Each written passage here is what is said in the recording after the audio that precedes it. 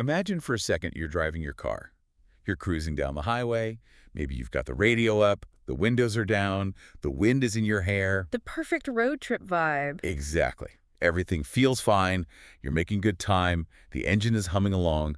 But then you happen to glance down at the dashboard and you see it. Oh, no. That annoying little orange light. The check engine light? The universal symbol for low-grade anxiety. Right, and it's just so vague. It doesn't tell you, the piston is firing late, or you have a leak in the radiator. Or your transmission is about to explode. It just says, check engine. Now, be honest here. What is the very first thing most of us do when we see that light? I mean, we ignore it. We absolutely ignore it. We maybe tap the dashboard, hoping it's just a weird glitch. Hmm. We tell ourselves, well, the car's still moving. I don't hear any weird noises. Right, it's not smoking, so how bad can it really be? We normalize it. We drive around with that light glowing for weeks, sometimes months. Until, inevitably, we are stranded on the side of the road in the pouring rain. With smoke billowing out from under the hood and a tow truck on the way. Exactly. It's a classic human response to ambiguous data. We prioritize the immediate experience. The car is moving over the abstract warning. We assume that function equals health. Which is a dangerous assumption. It really is. But here is the kicker. We do the exact same thing with our bodies. We drive them hard, we ignore the subtle flickering lights on our internal dashboard, and we wait for the catastrophic breakdown. The heart attack, the diabetes diagnosis. The stroke. We wait for all of that before we ever think to actually pop the hood. And that is exactly what we are doing on this deep dive today. We are popping the hood on human metabolism. And it is a complex engine, much more complex than any car. It is. But our mission today is to simplify it for you. We want to look at why we tend to view our health metrics, those numbers you get once a year on a lab report, as these isolated, boring data points. We really do treat them like trivia. Like, oh, my cholesterol's a bit high. My sugar's a little up. Right, but actually, they are this interconnected web telling a very dramatic story about how your body is handling energy and how it's surviving years. Precisely. We are going to decode what is essentially the big five of the metabolic dashboard. These are your biological check engine lights. But we aren't just going to list numbers and, scare you with stats about heart disease. No, nobody wants that. We're going to dig into the hidden machinery underneath. We need to talk about the root causes, specifically how insulin resistance and the HPA axis, your stress response, are actually driving those numbers. And because we never want to leave you just staring at a broken engine without a wrench, we're going to finish this deep dive with a really robust psychological toolkit. Yes. We're drawing on some fascinating research about habit stacking. It's basically a way to fix these metabolic issues without relying on willpower fatigue. Which is crucial, because as we'll discuss, willpower is a battery that runs out very, very quickly. So let's look at our stack of sources for this deep dive. We have quite a mix today. We have clinical guidelines on metabolic syndrome from NutriSense, which really helps us define the parameters. Yep. We've got some heavy physiological data on the HPA axis from the Cleveland Clinic. We're looking at research on insulin resistance and circadian rhythms from Frontiers in Endocrinology. A great journal. It is. And finally, some really practical frameworks on habit formation from the research of Dr. Paul McCarthy. It's a robust mix, and I think the mission here is really to bridge that gap between knowing and doing. Right? Because I think a lot of us feel that specific frustration. I know I do. I sit there and think, well, I know I need to be healthier. You shouldn't eat the donut. I know I shouldn't eat the donut. I know I should get 8 hours of sleep. I know I should drink more water. But the data feels overwhelming, and the lifestyle changes just never seem to stick. I feel like I'm constantly fighting my own brain. You feel that way because, in a very literal sense, you are fighting your own biology. Or rather, you're fighting ancient biology living in a modern world. But once you understand the mechanism, once you understand why your body craves the donut, or why stress makes you hold on to belly fat, it stops being a moral failure. That's a relief. It stops being about you being lazy or undisciplined. It starts being a mechanical problem we can tune up. I love that framing. It takes the guilt right out of it. So let's start with the dashboard then. We mentioned the big five. What are we actually looking at here? So we need to define metabolic health first. It's a term that gets thrown around a lot in wellness circles. Yeah, people usually think it just means having a fast metabolism, right? Yes. So you can eat whatever you want and stay skinny. The absolute dream of the teenage years. Eating 3 pizzas and not gaining a pound. If only. Exactly. But medically, metabolic health is not about the speed of the burn. It's about the efficiency of the engine. It's about how your body processes and stores energy. Can you switch between burning sugar and burning fat? Can you handle a meal without your system going haywire? When that efficiency breaks down, we enter the territory of metabolic syndrome. And this isn't just one disease, right? It's not like catching a cold. No, it's a cluster. It's a group of conditions that tend to travel together. And when they happen concurrently, they drastically increase your risk of heart disease, stroke, and type 2 diabetes. So how is it diagnosed? The medical community generally follows a rule of 3. Okay, walk us through the rule of 3. There are 5 key markers on the dashboard. If you have 3 or more of them out of range, that constitutes a clinical diagnosis of metabolic syndrome. 3 out of 5. Right. And the scary part is you can feel totally fine while having 3 of these. You might just feel a little tired, or maybe your pants are a little tight, but you don't feel sick. That's the silent danger. Let's run through them. Marker number 1, glucose. The fuel. Blood sugar. This is basically the amount of sugar circulating in your blood at any given moment. Now, we need glucose. It's the primary energy source for your cells. It powers the brain. Brain, muscles, everything. But it's a classic Goldilocks situation. You don't want too much, and you don't want too little. And the danger zone here is usually on the high side, correct? Like for long-term damage, yes. Hyperglycemia, high sugar. Think of glucose like a sticky syrup. If you have too much of it floating in your blood vessels for too long, it starts to gum up the works. Sounds bad. It causes inflammation in the blood vessels, which leads to heart disease. It damages the tiny vessels in the eyes and kidneys, and over time, that leads to type 2 diabetes. But we shouldn't ignore the low side either. No, hypoglycemia, that's the immediate crash.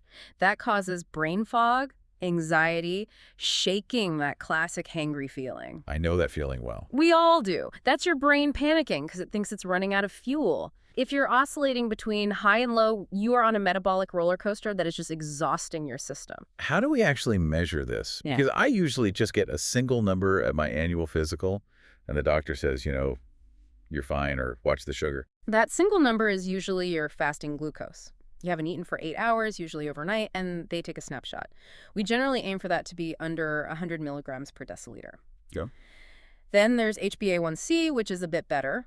It gives us an average of your blood sugar over the last 2 to 3 months. How does it do that? It measures how much sugar is physically stuck to your red blood cells. It's like looking at a quarterly financial report instead of a single day's sales. That makes sense. But our sources mentioned something interesting about continuous glucose monitors, or CGMs.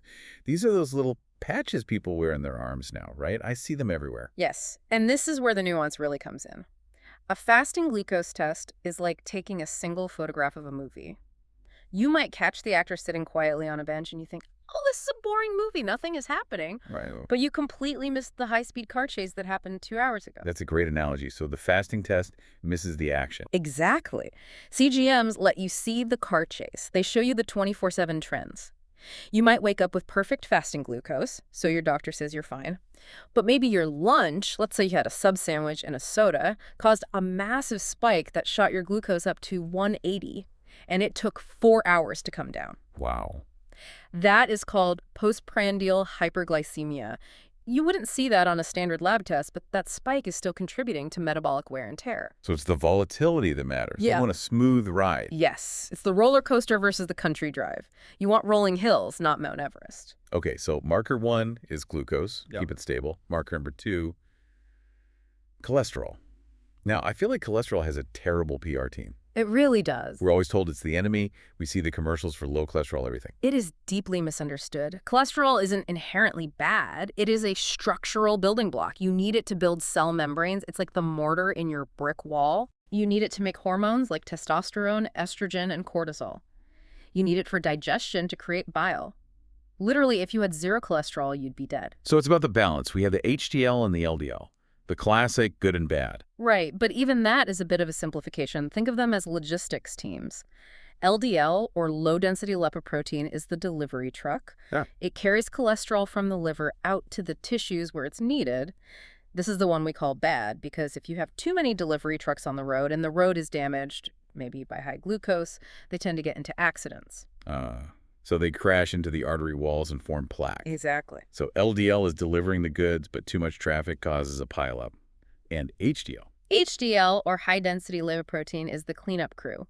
It picks up excess cholesterol from the tissues and carries it back to the liver to be recycled or excreted. Generally, you want a robust cleanup crew. Low levels of HDL are a major risk factor because it means the trash isn't being taken out. But I found one of the facts in the NutriSense journal really surprising. It said that having very high HDL might actually be bad for men. Yes, that is a fascinating and counterintuitive finding from recent research. We used to think the higher the better for HDL, just drive it up as much as possible. But data suggests that extremely high levels in men are associated with higher mortality. Why would that be? That breaks the whole good cholesterol rule. We aren't entirely sure yet, but it might be that at very high levels, the HDL particle itself becomes dysfunctional. Instead of cleaning up inflammation, it might actually become pro-inflammatory. Oh, wow. It shows that biology is rarely black and white. It's about a specific physiological range, not just more is better.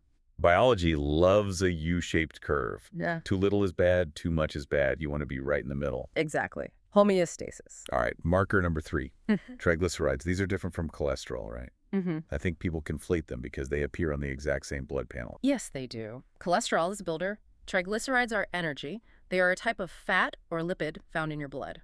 When you eat calories you don't use right away, especially from sugar and simple carbs, your body converts them into triglycerides and stores them in fat cells. So if LDL's the delivery truck for building supplies, triglycerides are like the fuel tankers. That's a perfect way to see it.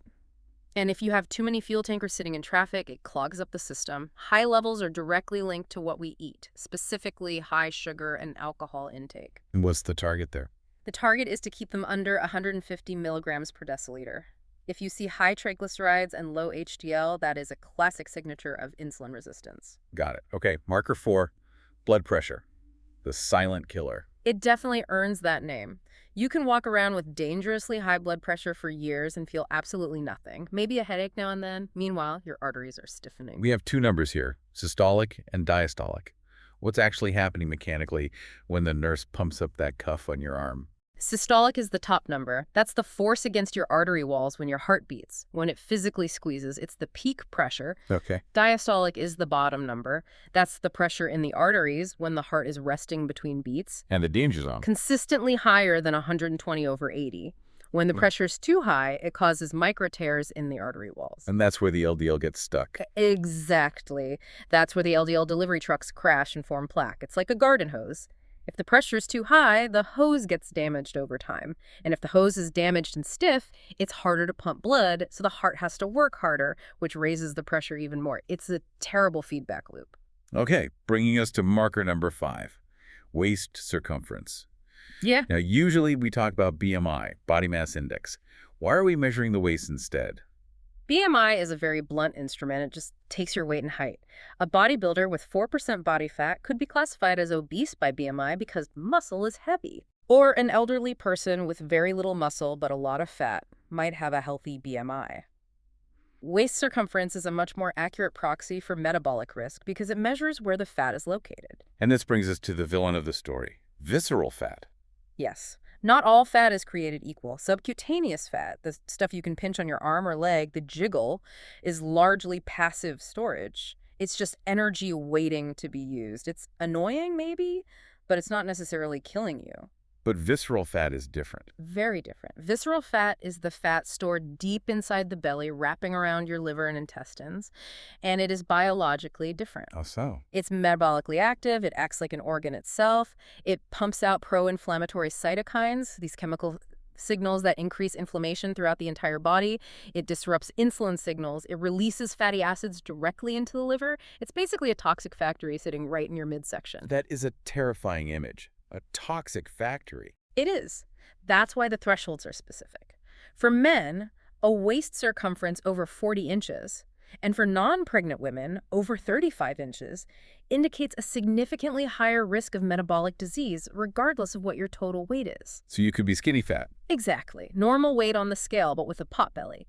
And you'd be at higher risk than someone who is heavier overall, but carries the weight in their hips and legs. So those are the big 5. Glucose, cholesterol, triglycerides, blood pressure, and waist circumference. If 3 of those lights are flashing, the car is in trouble. But what is causing them to flash?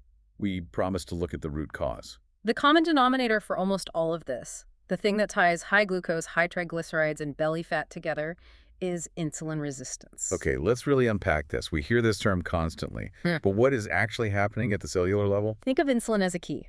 When you eat, your digestive system breaks food down into glucose, which enters your bloodstream.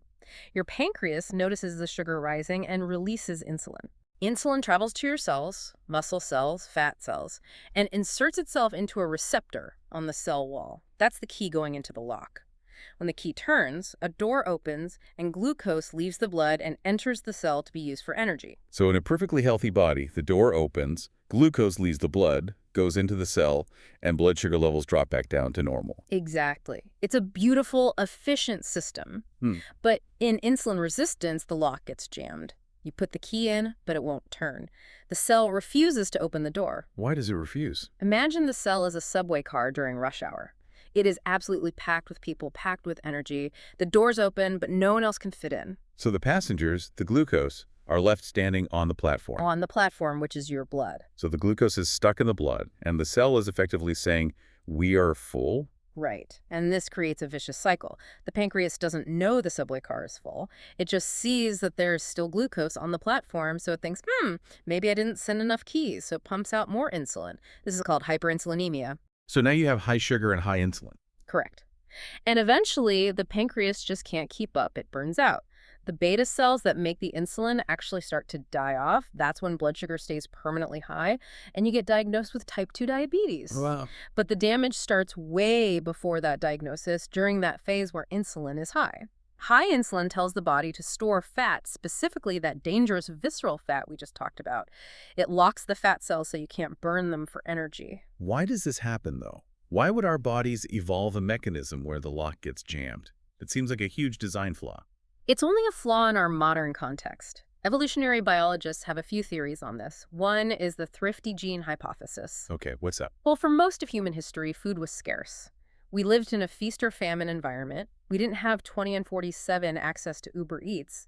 Genes that were really good at storing glucose as fat during a feast were survival genes.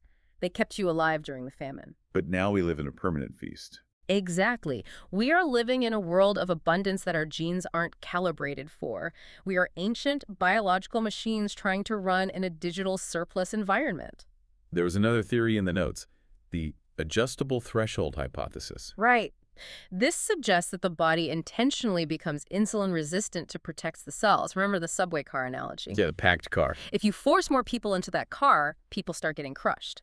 If you flood a cell with too much glucose and fat, it creates toxic byproducts, reactive oxygen species, that can actually damage the cell machinery. This is called lipotoxicity. So the cell locks the door to save itself. Exactly. It says, no more, I'm full. If you put more energy in here, the machinery will explode. So insulin resistance might actually be a safety valve that we are constantly tripping because we are constantly overeating. That makes total sense. It's not breaking. It's trying to save itself from drowning in energy. Yes. And there's one more evolutionary perspective from our sources that I find absolutely gripping. It's called the soldier to diplomat switch. I saw this. This connects insulin resistance directly to stress, right? Yes. It posits that insulin resistance might be an adaptive trade-off during times of infection or trauma. Think about your body's resources. Muscles are like soldiers. They consume a lot of resources. They're expensive to run. But the brain and the immune system are the diplomats and generals. They need glucose to strategize and fight the illness. So the body induces insulin resistance in the muscles, locking the soldiers out of the mess hall, basically, so that all the glucose goes to the brain. Exactly. In a survival situation, say you have a severe infection or a wound, you want your immune system and brain to have priority access to fuel. So the body makes the muscles resistant to insulin. The glucose bypasses the muscles and goes straight to the immune system. But we aren't always fighting infections. No. But chronic stress triggers this exact same mechanism. We aren't running from a lion or fighting an infection. We're stressed about an email. But the body doesn't know the difference. It still diverts fuel to the brain and stores the rest as fat, just in case. Speaking of eating and fuel, there was one more hypothesis in our source stack that really blew my mind. The protein leverage hypothesis. This explains why we eat so much in the first place. Oh, this is a game changer for understanding cravings. The hypothesis, developed by Simpson and Robbenheimer, suggests that humans have a very specific biological target for protein intake. We will keep eating until we hit that protein quota. So if my body needs, say, 80 grams of protein a day, I'm going to keep eating until I get it, no matter how many calories it takes. Right.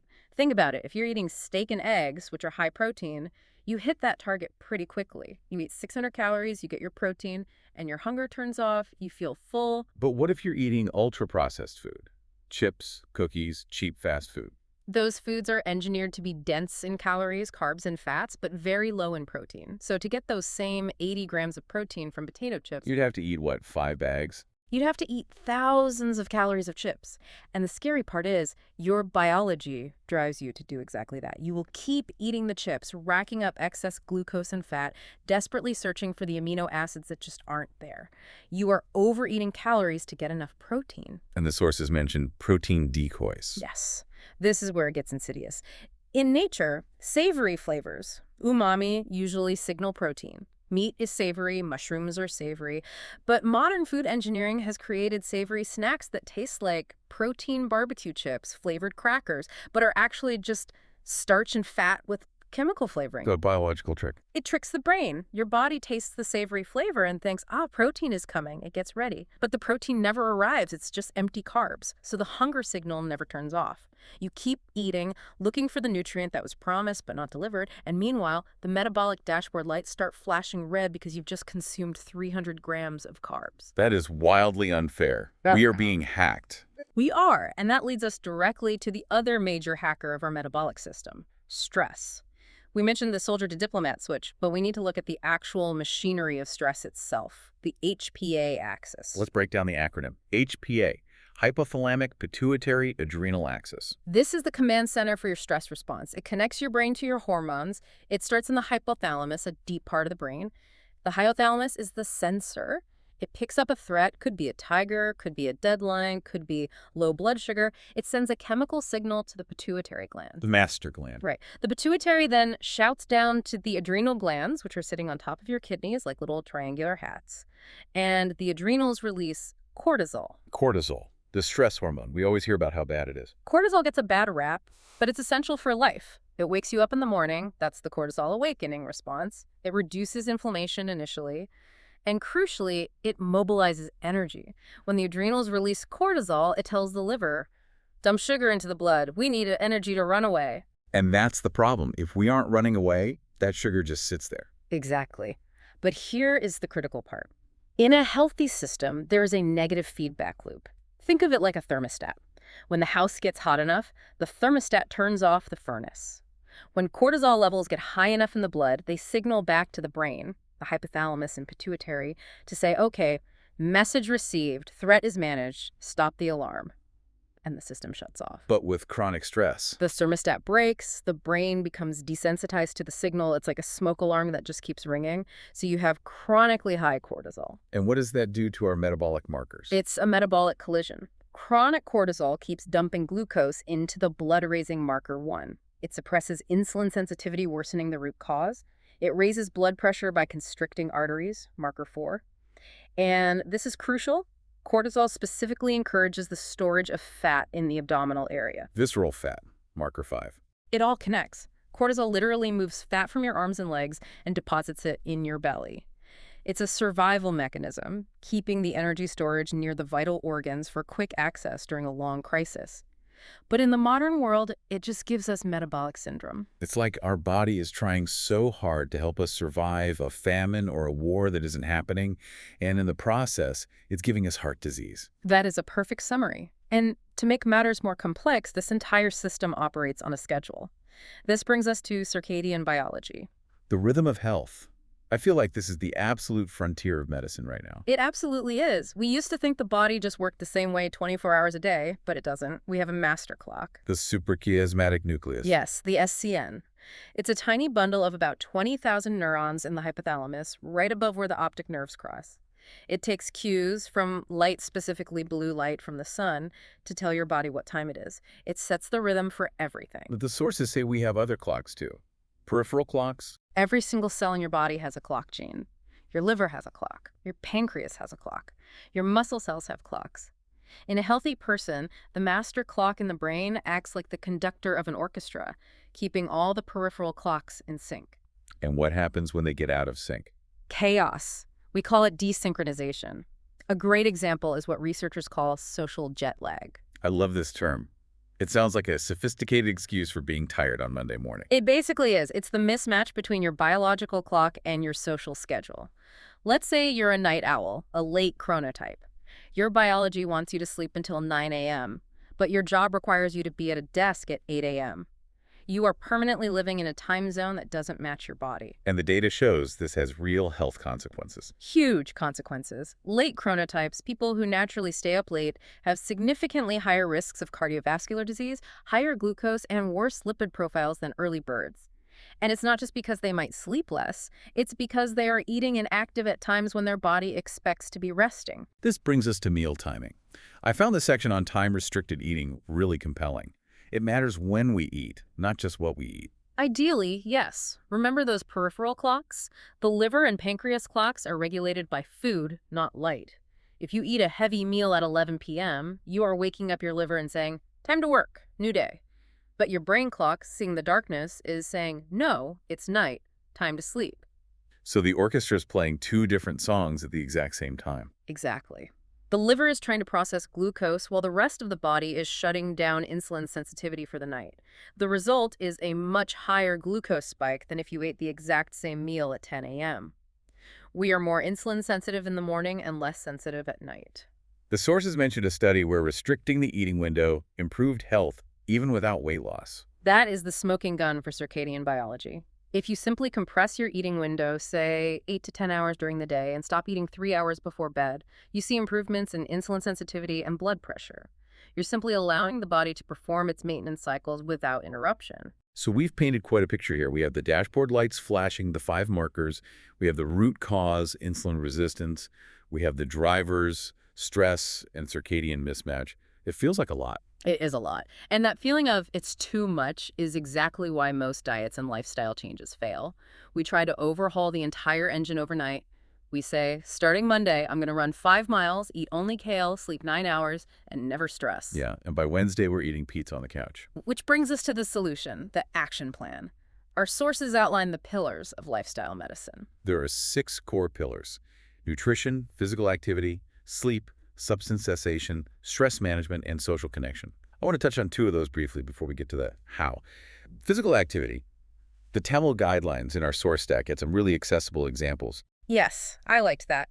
It emphasized that activity doesn't have to be going to the gym. It can be dancing, yoga, using resistance bands, or even just taking the stairs.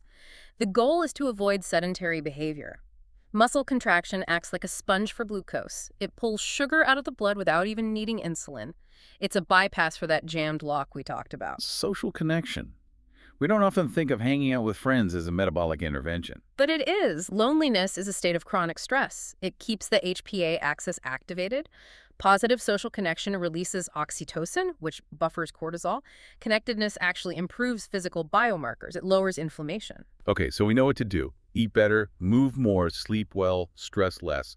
The eternal advice. But as we said at the start, knowing isn't doing.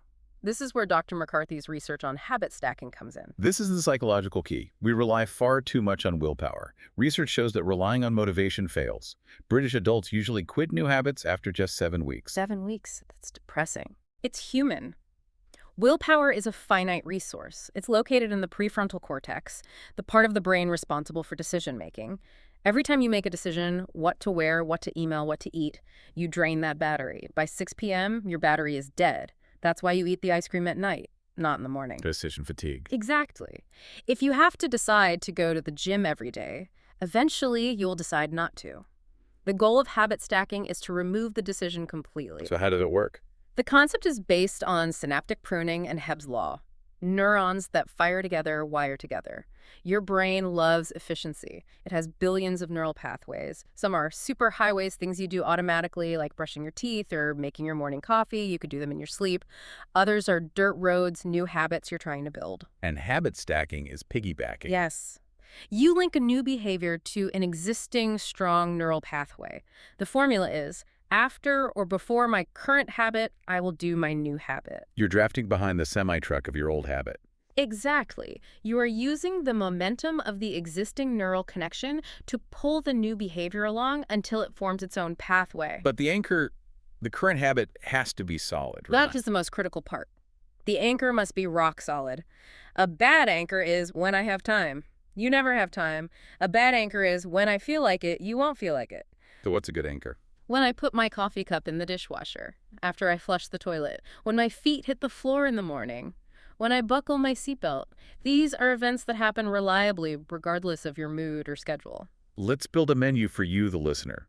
Let's take the metabolic problems we discussed and create some specific habit stacks to fix them. Let's do it. Okay, metabolic stack. We want to improve hydration and kickstart metabolism first thing in the morning. The anchor.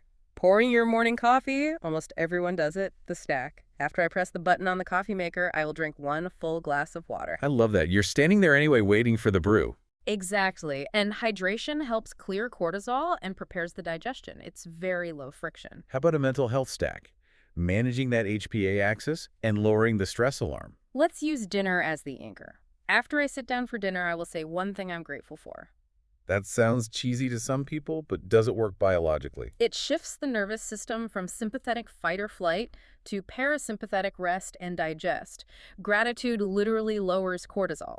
Doing it before eating improves digestion and insulin response because your body isn't in emergency mode. Okay, a physical stack. We need to soak up some of that glucose. Let's use the bathroom routine. After I brush my teeth, I will do 10 squats. Just 10? That doesn't feel like a workout. It's not a workout, it's a metabolic signal. This brings us to the concept of micro habits. If you say, I'm going to do 50 squats, you might do it for 3 days and then quit because you're tired. If you say 10, it's too easy to say no to. But 10 squats, twice a day, every day, adds up to over 7,000 squats a year. That is a significant metabolic signal to your leg muscles to uptake glucose. That's huge. Yeah. 7,000 squats a year just by brushing your teeth. Right. It's compounding interest for your health. What about sleep? That's a really tough one for people. The anchor here needs to be a disconnect signal. After I plug in my phone to charge for the night, I will read a physical book for 20 minutes. So the phone charger is the trigger. Yes. It physically separates you from the blue light and the dopamine scrolling loop, allowing melatonin to rise naturally. I love the simplicity of this. But what happens when we mess up? Because we will. We're human. The rule is never miss twice. Explain that. If you miss one day, it's a mistake. It happens. You had a bad day. You forgot you were sick. But if you miss 2 days in a row, you are starting a new habit. The habit of not doing it, the neural pathway starts to degrade. So the moment you realize you missed a day, the priority is to get back on track immediately. Not perfectly, just consistently. So if I missed my squats last night, I make sure I do them this morning. I don't try to do 20 to make up for it. I just do the 10. Exactly. Consistency beats intensity every time. The goal is to keep the chain going. This has been an incredible journey. We've gone from the scary check engine lights of glucose and blood pressure, down into the engine block of insulin resistance and stress, and finally to the steering wheel of habit stacking. It really highlights that health isn't about heroic efforts, it's about understanding the machine. So let's synthesize this for you. What is the one thing you should take away? The 5 markers are the signal. The HPA axis and circadian rhythm are the engine. Habit stacking is how you drive. You don't need to fix everything at once. Pick one light that's flashing. Maybe it's your blood pressure, maybe it's your waistline. Understanding that visceral fat is an organ fighting against you is a powerful motivator. And realizing that your body isn't broken, it's just mismatched. Right. And that brings me to a final thought. We talked about the thrifty gene. I think it's important to reframe our relationship with our bodies. We often feel betrayed by our health. Why can't I lose weight? Why am I so tired? It feels like a battle. We hate our bodies for failing us. But if you look at it through the lens of the thrifty gene, your body is actually an incredibly successful survival machine. It is doing exactly what kept your ancestors alive for 200,000 years. It's saving energy. It's alerting you to stress. It's prioritizing the brain. It is working perfectly for the Serengeti. We just changed the environment. We put the Serengeti survival machine in a candy store. We changed the rules of the game, but the players are playing the old strategy. We aren't fighting a broken body. We are living in the wrong context. The goal of lifestyle medicine isn't to fix you, it's to create a microenvironment through your habits that honors your original design. Honors the design. I like that. Instead of fighting the biology, we work with it. We trick the thrifty gene into thinking everything is okay. Exactly. We give it the signals of safety through stress management, the signals of scarcity through time-restricted eating, and the signals of movement. And when we do that, the check engine lights turn off naturally. So here is our challenge to you. Pick one metabolic marker you want to improve, just one, and pick one habit stack to target it this week. Maybe it's the squats, maybe it's the water, maybe it's the gratitude, Start stupidly small. Prove to yourself you can do it. and see what happens to the dashboard. Ah. But before we go, think about this. If your body is performing exactly as evolution designed it to, what other parts of your modern life are putting you in the wrong context? It's something to explore on your own. Thanks for taking this deep dive with us. Drive safe out there. Inject your fluids. See you next time.